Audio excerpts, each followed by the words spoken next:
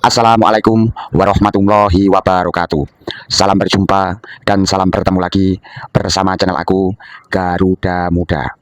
Piye kabari?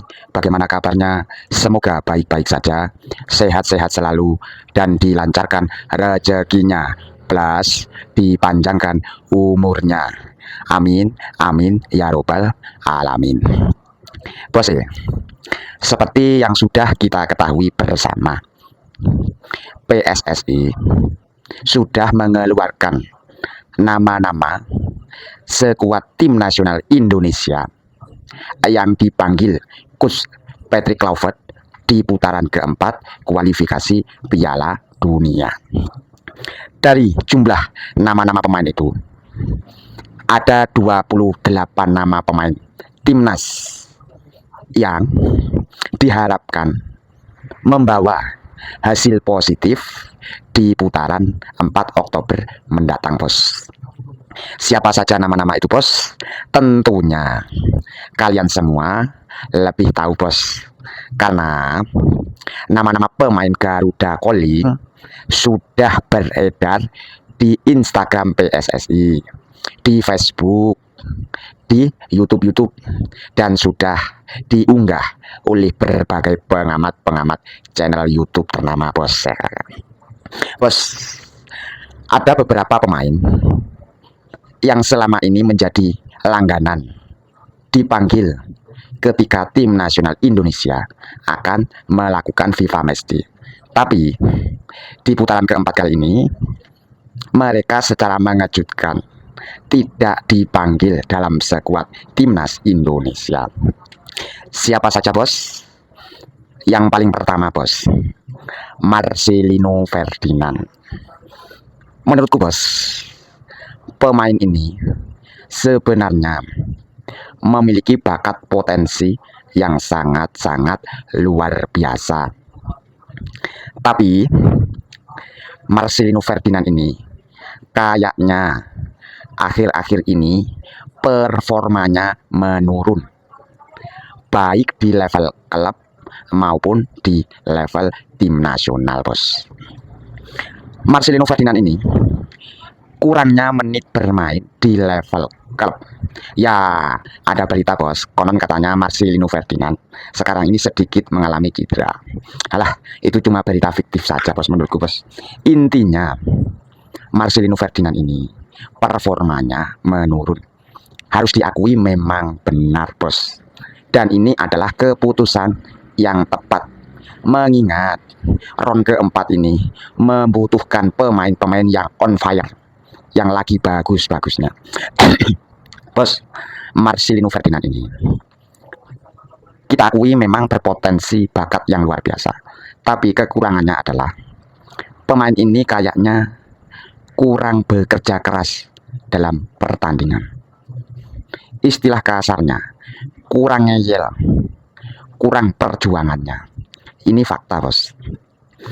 Marcelino Ferdinand ini bagus dalam penguasaan bola, tapi bila mana bola kerebut lawan, ya diam saja, bos. Intinya adalah jaga nih pitik bloro, istilah Jawanya. Kalau bahasa Indonesianya, mengharapkan umpan dari teman setim saja, bos. Kalau masalah merebut bola, duel, Marcelino Ferdinand ini kayaknya kurang bekerja keras. Yang lain mainnya ngotot ngeyel sampai habis-habisan. Ketika melihat Marcelino Ferdinand cuma jalan diam mengharapkan umpan bola dari teman. Sebenarnya penguasaannya bola bagus juga, bos, Marcelino Ferdinand ini. Dan kekurangan adalah terlalu egois. Bola di posisi yang sangat sulit untuk mencetak gol. Setiap dipaksakan melakukan syuting, padahal ada temannya yang membuka ruang lebar yang bagus untuk mencetak gol, bola itu tidak diumpan. Sering sekali memaksakan dan membuang peluang dengan sia-sia. Terus beberapa kali saya lihat di media-media YouTube video si Marcelino Ferdinand ini kalau latihan terlihat celengean, terlihat meremehkan pelatih, terlihat seperti kanak-kanak, bos, bercanda. Lah inilah yang membuat performa pemain ini kurang dan menurun akhir-akhir ini. Terlalu banyak gaya, istilah kasarnya bos. Seolah-olah dia pemain yang sudah luar biasa terkenal saja bos. Terus yang kedua yang tidak dipanggil adalah Ivar Jenner. Kalau pemain ini sebenarnya tidak banyak tingkah bos, masih muda, postur tinggi, dan konon sekarang pemain ini mengalami cedera. Ya, kemarin si Ivar Jenner ini terlihat masih bermain di klubnya di Utrecht dan dia mencetak gol. Di pertandingan berikutnya sudah tidak masuk dalam starter maupun bench cadangan. Pemain ini kemungkinan benar-benar mengalami cedera bos, tapi kemungkinan untuk kedepannya masih bisa diharapkan. Dan pemain berikutnya bos yang tidak dipanggil Patrick Kluivert di Garuda Calling kali ini adalah pemain baru diaspora Adrian Wibowo. Sebenarnya pemain ini sangat-sangat disayangkan kalau tidak dipanggil bos. Saya melihat performnya di tim nasional Indonesia saat melawan Lebanon. Pemain ini benar-benar luar biasa bos. Sebenarnya bos, Adrian Wibowo ini menurutku kalau melihat gaya permainannya dibandingkan Miliano Jonathan, saya lebih menyukai karakter permainan Adrian Wibowo. Karena pemain ini gerakannya liar di lini depan, susah ditebak. Dan beberapa pemain tim nasional Indonesia yang dipanggil skuad Garuda Calling kali ini, kalau tidak bisa mempertahankan performnya di level klub maupun timnas, tidak usah menunggu lama, pasti akan tergeser pula bos. Karena saya melihat di level timnas ini persaingannya sangat-sangat begitu ketat bos. Ya ada beberapa pemain yang menjadi polemik. Kenapa pemain ini dipanggil? Seperti siapa bos? Seperti Mark Locke dan Stefano Lillipali. Banyak netizen melakukan pertanyaan. Pemain ini secara usia sudah melalui masa-masa mendekati pensiun, kok tetap dipanggil bos. Memang benar, saya melihat dari segi kecepatan fisik Mark Locke dan Stefano Lillipali ini benar apa adanya menurun. Tapi kedua pemain ini setiap bertanding di level klub maupun timnas, biarpun tua, tetap ngeyel, berusaha keras, berjuang habis-habisan. Dia tidak mau kalah sama pemain-pemain muda. Lah ini bos, pemain-pemain seperti ini yang dibutuhkan Garuda Indonesia. Berjuang keras setiap pertandingan, mati-matian. Tidak hanya mengharapkan umpan dari tim saja, dari teman saja bisanya bos. Lah beberapa pemain yang kemungkinan ke depannya terancam, sang Profesor Tom Haye ini bos.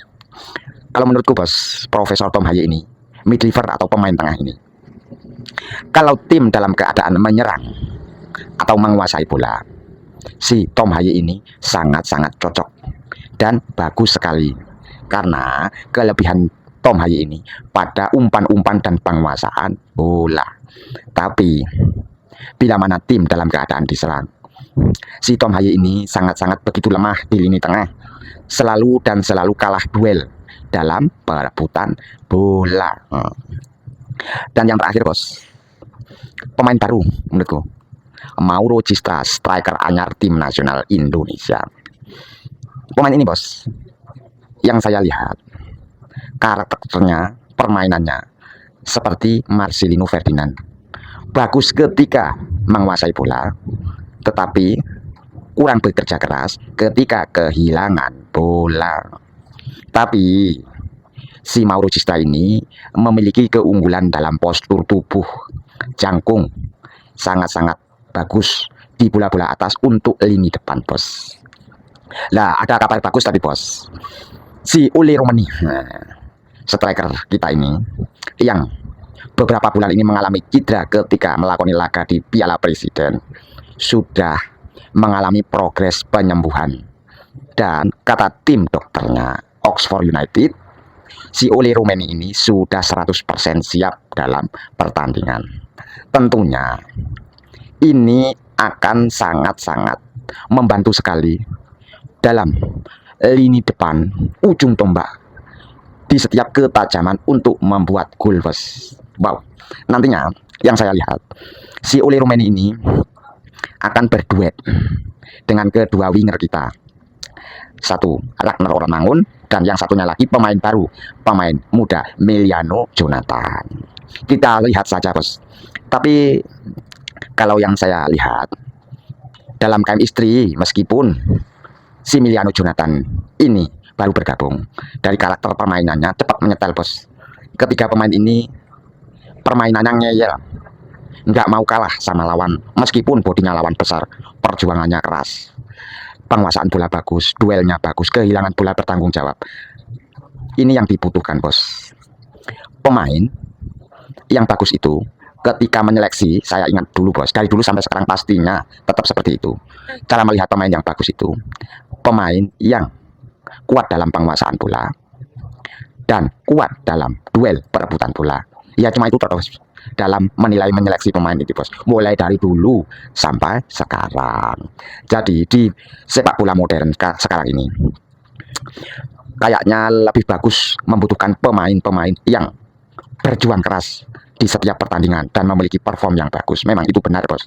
Ibaratnya klub atau timnas itu adalah bosnya, karyawannya adalah pemainnya.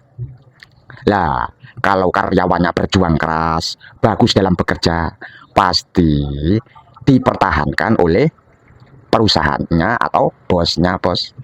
Kalau hanya mengharapkan bantuan teman saja, leha-leha, ya pasti digeser sama yang lain, bos. Oke, bos, semoga pemain-pemain yang tidak dipanggil oleh Patrick Kluivert seperti Marcelino Ferdinand, Adrian Wibowo, Ivan Jenner, terus Asnawi Mangkualam, dan lain-lainnya, semoga mereka sadar untuk meningkatkan performnya lebih bagus lagi, lebih berjuang keras lagi, agar dipercaya kembali di skuad tim nasional Indonesia. Bahkan Rafael Struijk, bos, kalau bisa menunjukkan performnya yang luar biasa di klub, bisa saja Rafael Struijk dipanggil di skuad Garuda Indonesia kembali, bos. Nah, dan untuk pemain-pemain yang sudah mengisi skuad Garuda Indonesia, jangan lengah, tetap berjuang keras, kerja keras demi tim sebelum kalian menjadi korban berikutnya alias digeser. Akhir-akhir ini yang membahayakan yang saya lihat dari skuad tim nasional Indonesia, Sandi Bos. Kayaknya pemain ini akhir-akhir ini terlalu banyak gaya, rambut disemir, terus mainnya sok hebat gitu, bos, sok pemain paling bagus, terus sering mengupload berbagai kegiatan di media sosial, aktif. Lah ini, bos, fokus pemain akan berkurang dalam permainan kalau dibiarkan semacam ini. Bisa saja kedepannya digeser oleh pemain-pemain lainnya, bos. Pemain itu, bos, tidak usah banyak tingkah, cukup fokus dalam tim, dalam permainan sepak bola, tunjukkan permainan yang bagus, bekerja keras. Seperti siapa, bos? Sebagai contoh yang bagus di timnas pemain Kevin Verdong dan siapa? Pemain lokal Ricky Kan Buaya. Pemain ini tidak aktif dalam media sosial, pendiam, tidak aneh-aneh, tapi kalau di lapangan hijau permainannya gacor, bos. Nah, pemain-pemain ini yang pastinya selalu konsisten dalam karir sepak bolanya, karena pemikirannya tidak aneh-aneh, fokus dalam setiap pertandingan, fokus dalam karir sepak bolanya. Ini, bos, sebagai contoh ini, bos, Ricky Kan Buaya dan Kevin Verdong. Oke, bos, cukup sekian berita kali ini. Semoga bermanfaat bagi kita semua, dan semoga tim nasional Indonesia mendapatkan hasil positif di putaran keempat nanti dan dapat melaju secara langsung ke Piala Dunia. Terima kasih, salam olahraga. Wow.